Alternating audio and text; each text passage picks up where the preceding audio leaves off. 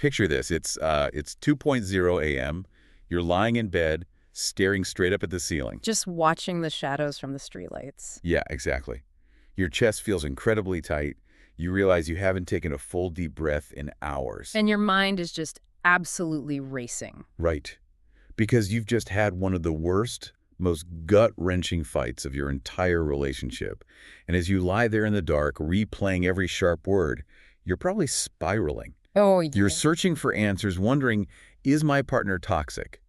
Is this relationship fundamentally broken? Yeah. Or, am I just completely losing my mind? It's a terrifying, lonely place to be. But if you have ever found yourself in that exact moment, staring at the ceiling and asking yourself those questions, there is something you need to hear right out of the gate. Absolutely. You are not crazy, you are not overreacting, and your sheer inability to think clearly, to formulate a rational argument, or to simply calm yourself down in that moment. It is not a character flaw. Exactly. It's definitely not a sign of emotional immaturity or some deep psychological failing. Which brings us to our mission for today's deep dive. We're looking squarely at the biological and neurological reality of relationship crises. Yes, the actual hardware of it all. Right. Our source material for this exploration is a fascinating set of excerpts from an article titled The Biological Alarm: Navigating a Relationship in Crisis. It's by Figs O'Sullivan. Right. He's a licensed marriage and family therapist based in San Francisco. Yeah, and he specializes in emotionally focused therapy, or EFT. So we're going to decode the intense physical panic you feel during a relationship fight. We'll explain exactly why all those standard communication techniques fail you when you need them most. And crucially, lay out a proven framework to find your way back to solid ground. And this framework requires a massive shift in perspective. It demands that we take personal blame out of the equation entirely. Completely, entirely. And replace it with an understanding of our own biology. Okay, let's unpack this, because the first major paradigm shift we need to look at completely flips the script on conventional relationship advice. It really does. We have all been told for decades that a relationship crisis is fundamentally a communication problem. The prevailing wisdom is that if you can just find the perfect words, or, use I statements. No, the famous I statement. Right, or just maintain the right, calm tone of voice, you can resolve the conflict. But according to the clinical data we're looking at today, that is entirely wrong. It's completely backwards. Searching for the right words is useless, because what you're actually experiencing is a biological attachment crisis. But wait, I have to play devil's advocate here for a second. Sure. If I'm just pointing out to my partner that the dishes aren't done, or that they forgot to pay the electric bill, you're saying their brain is processing that as a biological crisis. That seems like a massive leap for a mundane argument over chores.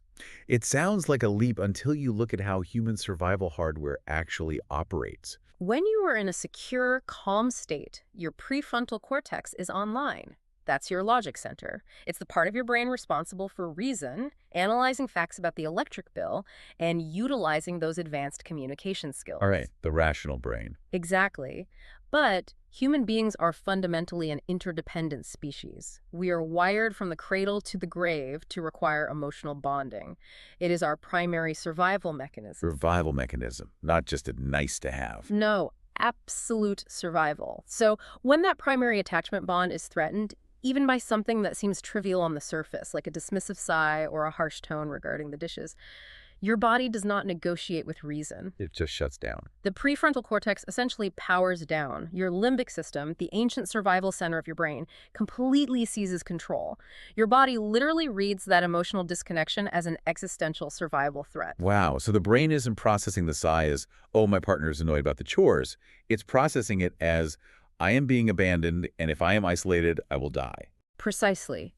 The brain reacts with the exact same raw, unadulterated panic that an infant feels when it cannot find its primary caregiver. That's intense. It is. That infant survival hardware never leaves us. It just gets masked by adult vocabulary.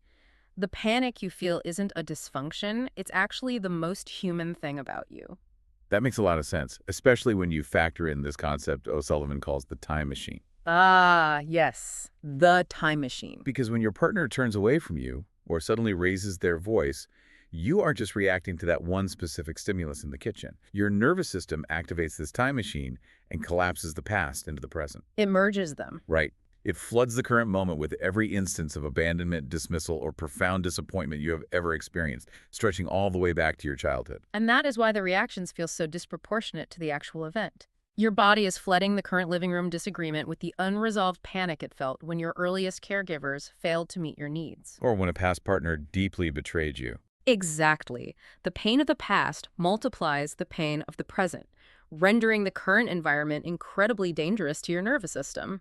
Meaning the logistical content of the fight, the unwashed dishes, the tone of a text message who was supposed to pick up the dry cleaning, it's all just a red herring. A complete illusion.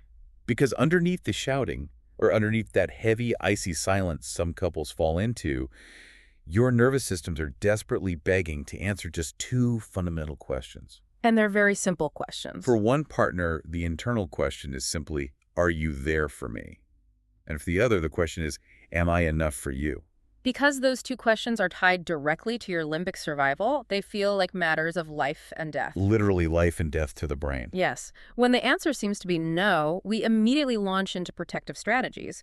We do whatever we can to survive the perceived threat. And that is where the tragic cycle of a relationship crisis really takes root. So let's look at how this biological panic actually dictates our behavior in the moment. The clinical framework outlines this as the waltz of pain. The waltz of pain. It's a very fitting name. It's a predictable, agonizing dance of hurt that you and your partner blindly co-create. It's a closed-loop system, and within this system, there are two distinct roles that couples naturally fall into. Right. The first is the protester, sometimes called the relentless lover. Right, the protester. I can detail this one. This is the partner who is highly sensitive to feeling abandoned or disconnected.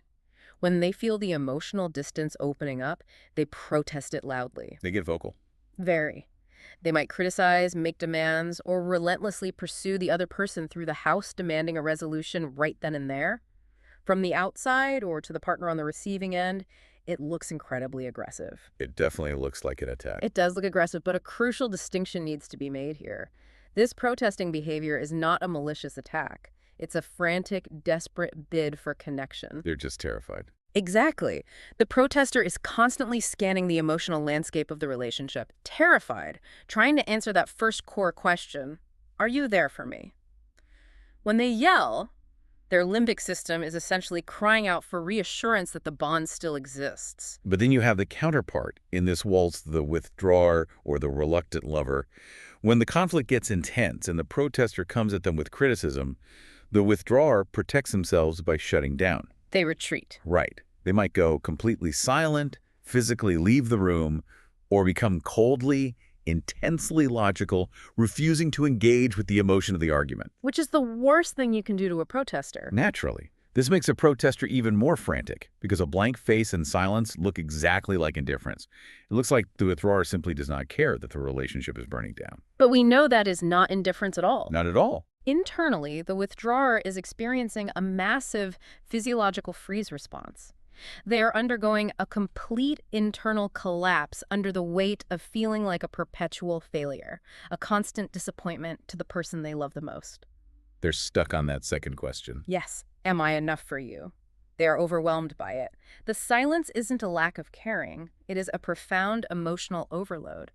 They are paralyzed by the fear that any move they make will just make things worse, so they do nothing. Here's where it gets really interesting.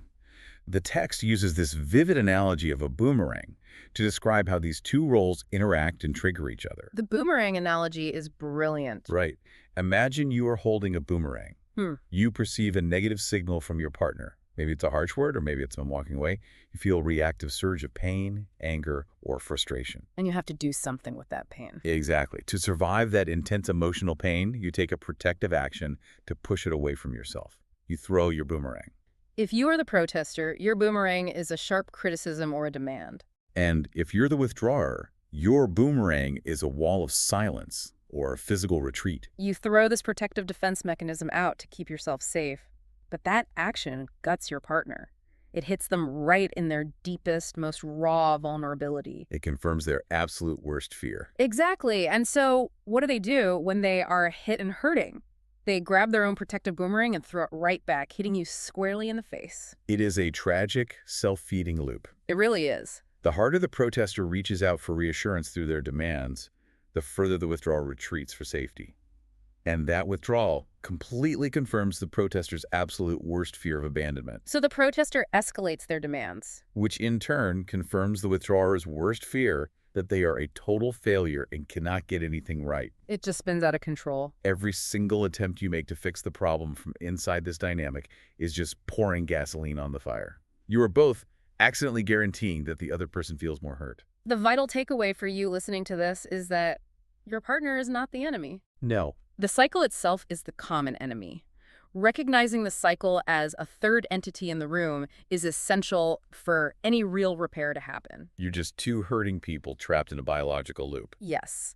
And this is where the body keeps the score. And those physical somatic sensations are actually driving the brain's reactions long before you consciously realize you are fighting. Which makes total sense when you think about how this actually feels in your physical body. When you're caught in this boomerang loop, you might notice your heart racing. You might feel a sudden tightening in your chest, heat flushing your face. Or a deep, paralyzing heaviness in your limbs. Yeah. The text describes it as the terrifying feeling of the floor literally dropping out from beneath you. What's fascinating here is how we misinterpret those somatic signals. You might feel like you are having a medical emergency or a traditional panic attack, but these are not standard anxiety symptoms. No, they're not. This is your attachment alarm system firing at full volume. The person who is supposed to be your ultimate source of safety, your safe harbor, has suddenly been perceived by your biology as a source of danger. Wow. When that primary bond is ruptured, your biology reacts as if a literal predator has just walked into the room. A predator in the room. That completely recontextualizes the argument. You aren't arguing about the holiday schedule anymore. Your body thinks it is about to be eaten. Exactly. And because the brain hates uncertainty, it desperately needs to explain why the body feels like it's in mortal danger. Yeah. So it builds a narrative. It builds what the clinical framework calls the story of other. The story of other is a rigid, highly defensive narrative running on a loop in your head about exactly what your partner did wrong. It's the blame game. While your body is panicking, your brain is furiously building an ironclad ledger of all their flaws, their historical mistakes, and how deeply unfair they are being right now. But the strategy for navigating this relies on a concept called experience over story. The story, that ledger of flaws, just keeps you trapped in a cycle of blame. It's a dead end. Right.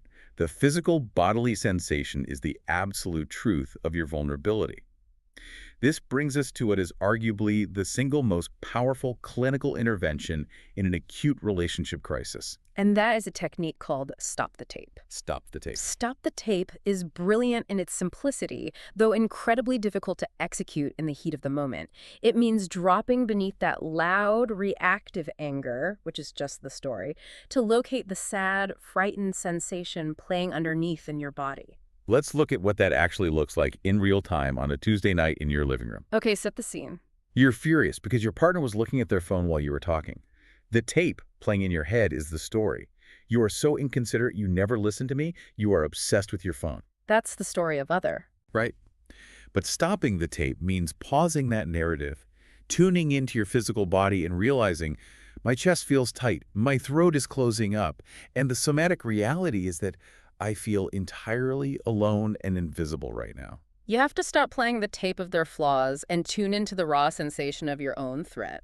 If you don't drop the story and tune into the somatic experience, you fall into the biggest trap couples face during a painful emotional storm. And that biggest mistake is trying to logically talk it out while both of your nervous systems are completely flooded. It never works. Never.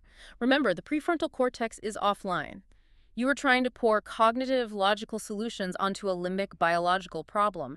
It is biologically impossible to reason your way out of a survival threat. And yet we all do it. Every single time. We pull out spreadsheets, we point to text message timestamps, we try to cross-examine our partners like we're lawyers in a courtroom to prove we are right and they are wrong. We do that because the instinct to prove you are right is just your defensive system trying to reestablish control and protect you from the predator. But acting on it guarantees further disconnection. Absolutely.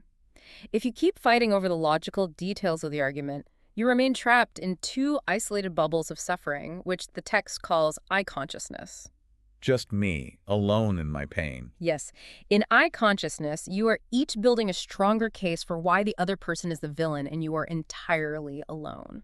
So, If logic fails and arguing the facts fails, what actually works? Yeah. How do we heal this biological rupture? The framework suggests you have to aggressively slow everything down. Okay. And you have to make a fundamental shift from that I consciousness into we consciousness, moving from those two separate, isolated bubbles of suffering into one shared experience of heartbreak. Yes. When you can look at the system and acknowledge how awful this disconnection is for both of you, the threat response finally drops. It's palpable. You stop seeing your partner as the predator and start seeing them as another frightened human being trapped in the same terrifying storm you are. You can literally watch the physical defenses come down in a room when this happens. Shoulders relax, breathing deepens.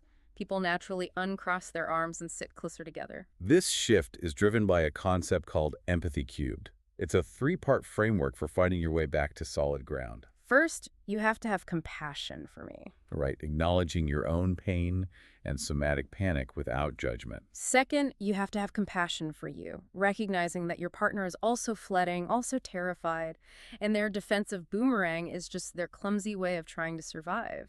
And third, you have to have compassion for the relationship itself. You have to view the relationship as a third, living entity that is currently hurting and needs care. Empathy cubed fundamentally changes the goal of the interaction. You're no longer trying to win an argument. You're trying to tend to a shared wound. Which leads to a profound realization from the text. Disconnection is a feature of love, not a bug. I love that framing. Disconnection is a feature, not a bug. It implies that true healing isn't about having perfect communication skills, or reading the right scripts, or somehow magically never fighting again. Not at all. The magic of a long-term relationship is entirely found in the repair. It's about turning toward each other after the rupture, stopping the desperate need to win the interaction, and starting the genuine attempt to understand the mutual panic. Because the worst, most painful fights only happen because you mean so much to each other. Exactly. If your partner didn't matter to your survival biology, they couldn't trigger this profound level of panic. The clinical data behind this approach is incredibly hopeful, too. The text notes that 86% of couples improve after a brief course of emotionally focused therapy. That is massive. And even more impressively, 73% maintain those improvements 2 years later. This isn't just theory. It's a scientifically validated way of retraining your biological alarm system. Those are staggering success rates for any clinical intervention. It proves that learning to navigate this biological waltz works. It really does. But this raises an important question about when to actually seek that help, because the data also includes a crucial warning about timing. Timing is clinically critical. Yes. Intervening early and getting professional help during the acute crisis window is essential to stop the bleeding before the negative cycle entrenches itself as the permanent dynamic of the relationship. Because every day spent in that unregulated mutual panic allows the narratives to harden. The story of other becomes accepted as absolute fact. The contempt builds. The walls thicken and the boomerangs get sharper. There is a real urgency here. The window for easy repair is narrow. There is no convenient time to address a relationship crisis. There is only right now. You have to adjust the wound before it becomes a hardened scar. Once it becomes a scar, the muscle memory of the relationship defaults to disconnection. Exactly. So what does this all mean? If you're that person lying awake at 2 a.m. feeling like your entire world is ending because of a brutal fight with your partner, it means your body is doing exactly what it was designed to do. It's just trying to keep you alive. The sheer, intense pain of a relationship crisis is actually proof that your bond is profoundly important to your biological survival. It hurts because it matters. The relationship is something worth fighting for. But the absolute key to surviving it is that you must fight the cycle together rather than fighting each other. If we connect this to the bigger picture of human intimacy, it leaves us with something really provocative to consider. Let's hear it. If the sheer agony of a relationship crisis is a direct biological measurement of how vital that person is to your survival, does that mean the couples who experience the most terrifying, explosive cycles might actually possess the raw biological capacity for the deepest, most unbreakable intimacy if only they can master the art of the repair? Wow. That completely changes how you look at the hardest moments with the person you love. Yeah. Thank you for joining us on this deep dive into the biological alarm of relationship crises. Keep questioning, keep connecting, and keep exploring.